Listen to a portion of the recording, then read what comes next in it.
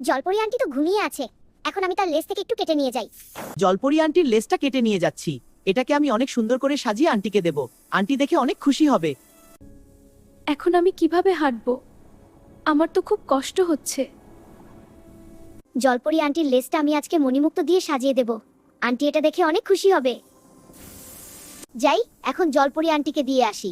সে এটা দেখে আমায় পুরস্কার দেবে নিশ্চয়ই। হুররে! আন্টি, কেমন লাগছে? আমি আপনার লেজকে নতুন করে সাজিয়ে দিলাম। শুনি শোনা, একদম অসাধারণ লাগছে। এই নাও ছোট্ট বন্ধু। ওয়াও আন্টি, এত বড় ডায়মন্ড! আমি এটা রাখবো। দেখো বাবা, আমি একটা আসল ডায়মন্ড পেয়েছি। ওয়াও মিনি, এটা তো আসলেই আসল ডায়মন্ড। এটা কি ঘূর্ণিঝড়?